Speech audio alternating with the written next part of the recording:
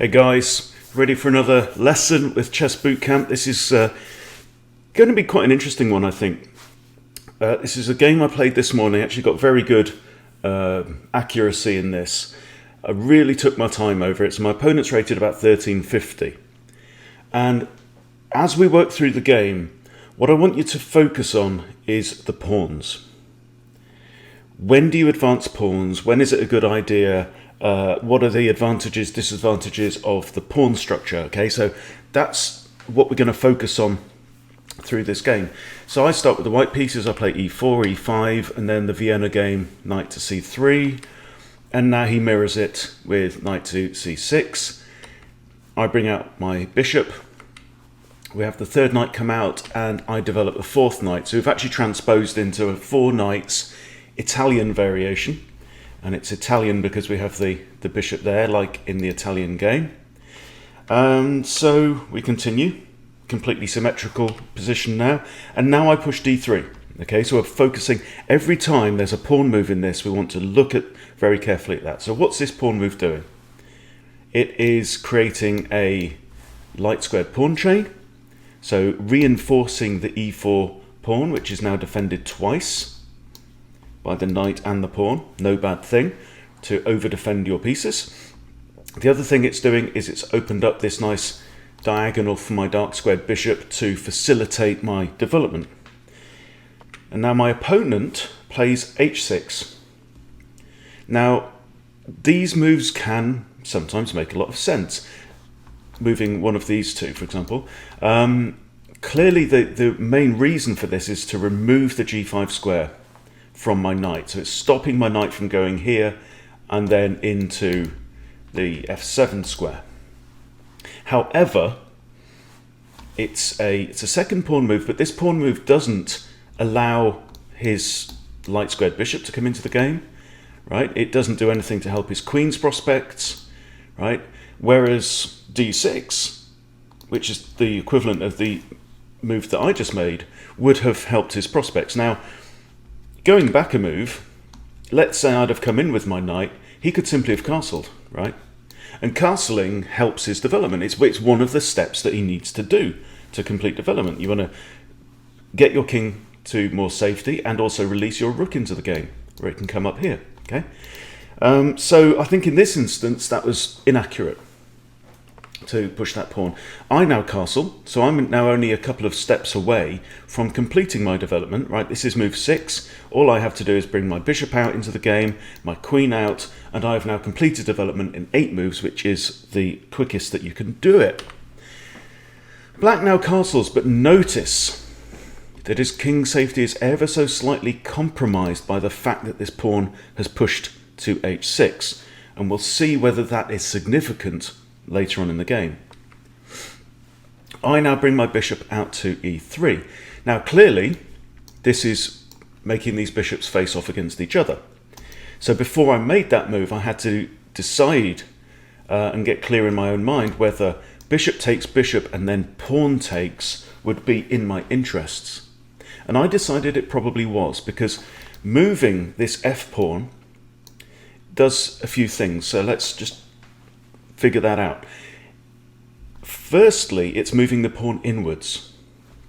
And I actually did a lesson the weekend with a guy where we did this move. We actually did this exchange of bishops, and I talked him through, and he captured on with the f pawn on e3. And then later in the game, he was able to push d4, and then if pawn takes, and then he ends up with 2 nice central pawns, whereas black in this case would have only 1, and it's all the way back on d7. So that's one of the things that this exchange this recapture would do. The other thing is, of course, that it would open up the f-file for my rook, which could give me attacking possibilities later on in the game. As it happens, my opponent decided that the exchange was not in his interests, which I understand completely. And so he's just retreated with the bishop. So now I push my queen to d2 and development is complete. All I might do after this is think about maybe centralizing my rooks, if that is advantageous. So move 8, I've completed development. My opponent is still 2 moves away. Why? Well, one, because he's spent a move shifting a pawn that didn't assist in his development and was not necessary for his development. And he's also, of course, retreated his bishop. So he's 2 moves away at least now. So he plays knight to g4, adding a second attacker to this bishop. I'm not concerned about king safety at this point. And so I need to decide what do I want to do with my bishop. And I decide that notice here, with this knight move, he then undefends this square, right? So with every move that your opponent makes, you have to say to yourself, okay, what changed with that move? So again, I don't mind him capturing on here. I'll just recapture with a pawn and life is good. So I move my knight up to d5, so I'm just improving the position of my piece. It's now in a square where it could actually deliver check at some point. There's always the c7 square that could be a soft spot at some point. Plus, this knight is also now defending my bishop on e3. So I just think that's generally better. I'm moving up my knight in towards my opponent's king, so no bad thing. Now black decides to capture. So he's spent a few moves with this knight. So the knight's moved once, twice, and now 3 times. And now it's going to disappear off the board. I actually recapture with my knight.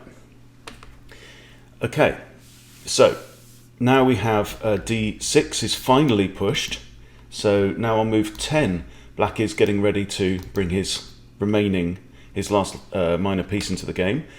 And I simply return my knight to its lovely square on d5. It's a good position for the knight. It's defended by pawn and by bishop.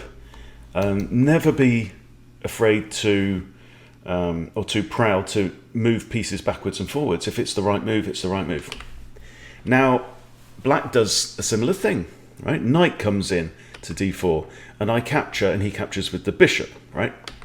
And now I use a pawn move, c3. So clearly here I have a minor threat in the fact that my b2 pawn is under attack. So it's really a very, very natural move just to push c3. Pushing c3 hits the bishop, which has to move now. It also removes another square from that bishop in the game. So I really want to constrain the possibilities for this piece. So the bishop moves back, and now I push a4. And this is a pawn move, again, with a purpose. Can you see what I'm attempting to do with this pawn move? And it doesn't weaken my position, right?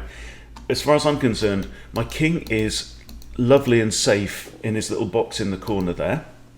There is no threat right now, really, against my king. Yes, I've got a pinned pawn, but that's fine. It's defended 3 times, that pawn. Okay, so what I'm trying to do here is I'm laying the groundwork for b4 to hit the bishop, and if the bishop moves back, then a5 traps the bishop, and he's got nowhere to go.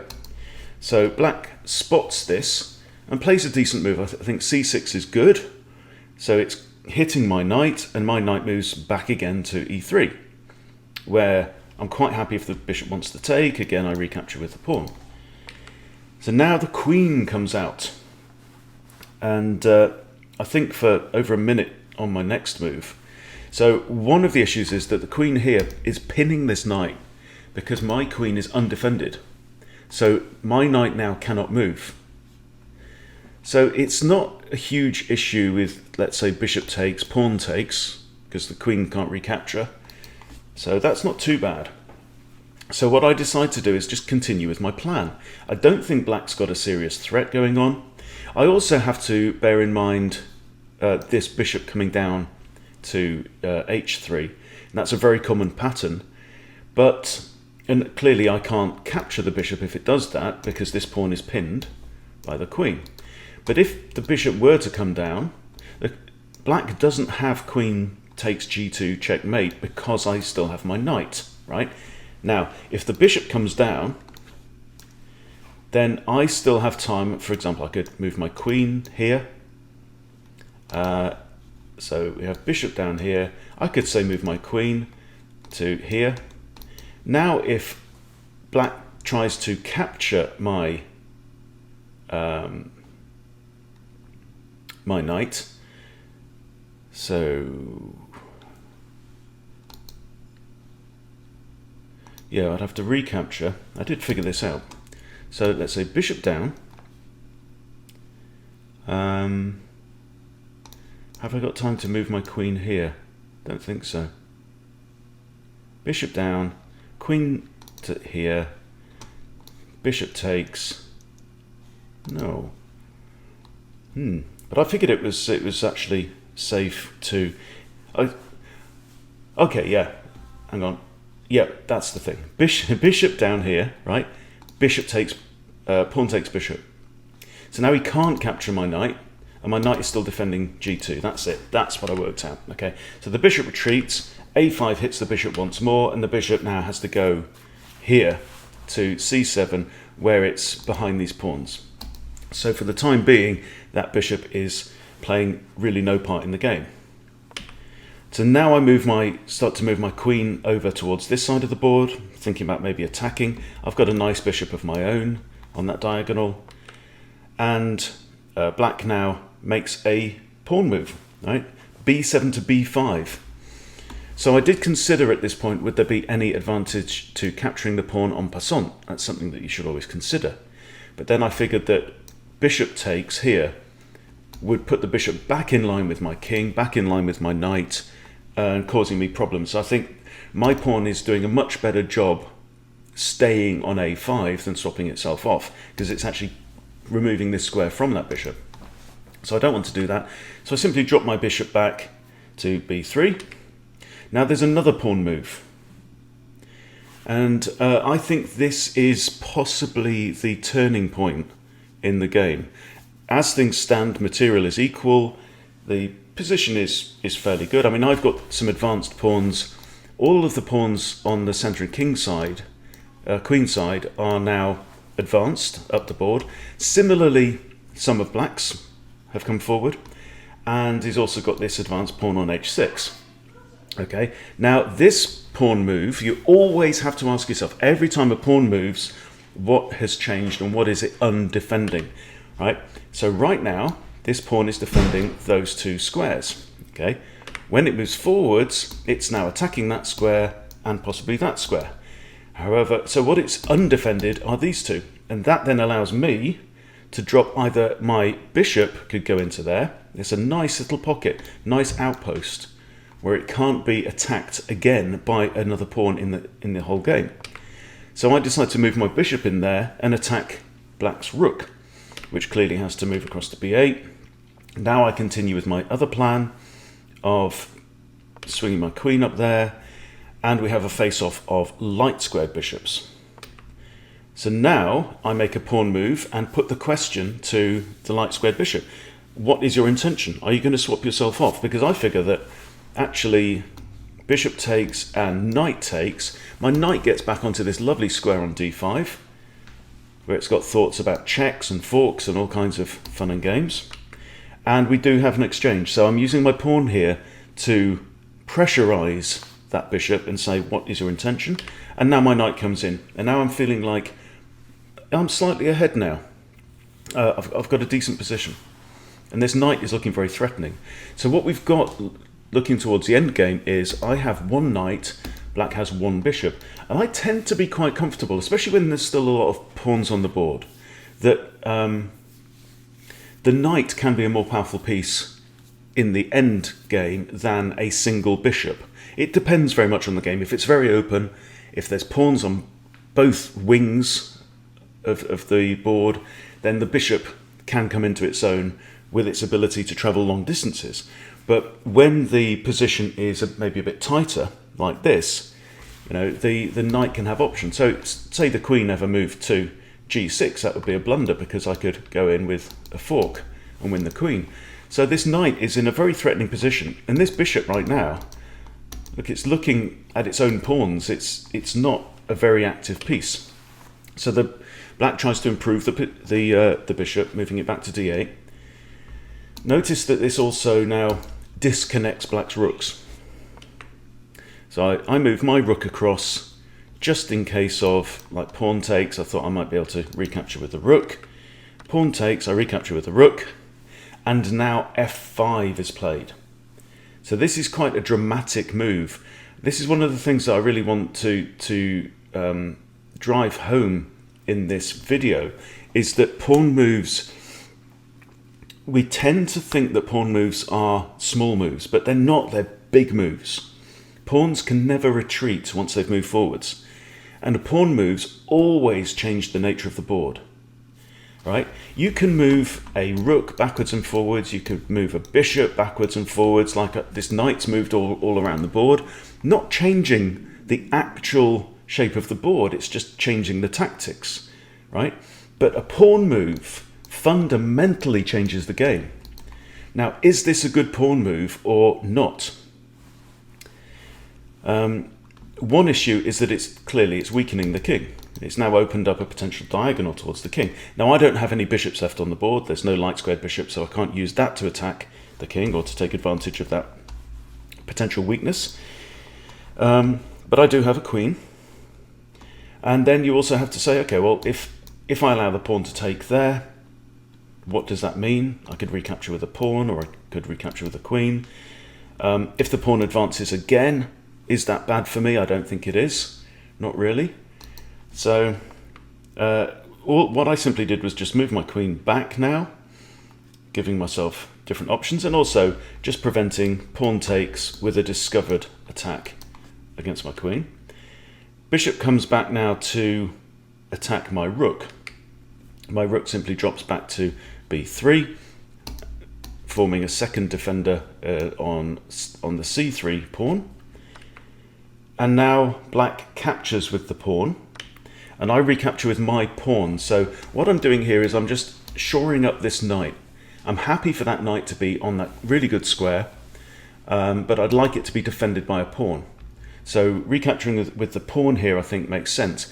Now I have given myself an isolated pawn on c3. I have another isolated pawn on a6. But this pawn's kind of lurking there, maybe threatening to promote itself at some point in the future. And now the rook comes across to c8 with a second attacker on this pawn. Now we get to quite the critical position in the game.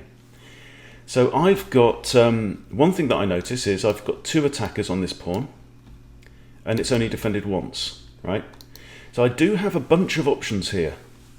Capturing the pawn is one option. I also had ideas of, I could push the pawn, but then that would probably just rook takes pawn. Also notice that this bishop is undefended. I also thought maybe with ideas of maybe queen to e3, think about swapping off the queens. And the other thing that I wanted to do was thinking if I could distract this queen away from this diagonal, then there may be an opportunity to jump my knight into there. But queen to e3 and queen takes, knight takes, my knight's now moved away and can't reach that key square. So in the end, I decided to go for the capture. And the game now starts to unravel and not in black's favour, right? So I've just won a pawn, I've gone a pawn up. Black now captures and exchanges rooks. Queen captures. And now look at this situation. So I'm attacking this bishop here. And so that bishop is either going to have to be defended or move. And it can't really be defended. So he now grabs the pawn. But this is like a poisoned pawn. Yes, the bishop's defended by a rook. So I could exchange now my knight for a bishop. Okay, and then this rook leaves the back rank, and then maybe I've got ideas about jumping in here, but we're going to be down to a king and queen ending, right? But also notice this pawn on a6 that I quite liberally pushed up the board to harass bishops is now in a pretty dangerous situation. So I thought for over a minute on my next move, and I advanced my queen to b7. And this is a very, very dangerous move. So the threats are, queen can take the pawn on a7. right? Queen's also attacking the rook on c8, and in addition, the queen is also supporting this square, where the knight could potentially move in with check and a fork on the rook. So this is a very, very dangerous situation now for black. And what black actually does is move the rook across to f8, which is a move that I don't really understand, because the rook was the only defender of the bishop on c3. So I grab the bishop.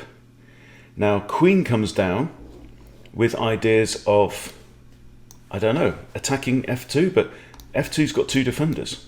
Two attackers, two defenders doesn't work, right? So I'm not worried about that, but my knight's under attack, so I simply move my knight back again to d5. And now the rook comes in, and I grab the rook because it's for free. The queen comes back there, rook to f1, I've just won a rook. And now black throws in a check, and I just move my king out of the way. And at this point black resigns, because there really is no point in continuing. I'm going to grab this pawn, I could deliver check, I could very safely get a second queen onto the board, but black's already down a rook and a knight, so I wouldn't even need a second queen to finish off the game. So there you go. So in the end, these pawns and this pawn push on h6 was not particularly material, but it came down to just a generally loosening position, I think, for black. But the key thing that I really want to drive home is that right up until this point, I kept my pawns safely tight to my king, right? So my king, because it can only move one square, my king is protecting all three of those pawns. It could recapture if anyone were to recapture any of those pawns. Black, however, has pushed this one, but more importantly, quite rashly pushed the f-pawn forwards, leaving his king quite a bit more open. So yes, it was a tactical game, came down to tactics in the end, but this is the point that I think that that it all started to go a bit wrong. So capture, and still we're, materials equal, but here, and then capture, exchange, and bang. I think that was the big mistake, to just grab a pawn with not enough consideration for safety. And then clearly there was a blunder after this, but this move, taking advantage of the advance pawn on a6, it really is a horrible situation now for black. I think moving the queen back to here at least would have defended the rook, which is defending the bishop, so wouldn't have lost a piece. But there, even after a minute 28 of deliberation, he ends up losing that bishop, and really the game at that point. So you've got to take into account these, all of these pawn moves really do matter, and that's the whole purpose of the video. I hope that you've picked up some tips from this. I hope that you'll be more careful with your pawns, particularly the pawns around your castled king. Keep those pawns tight unless there's a very good reason to advance them. And there you go. There's a lesson in pawn structure. Thank you for watching. If you haven't subscribed to Chess Bootcamp, please do subscribe, and I'll see you very soon.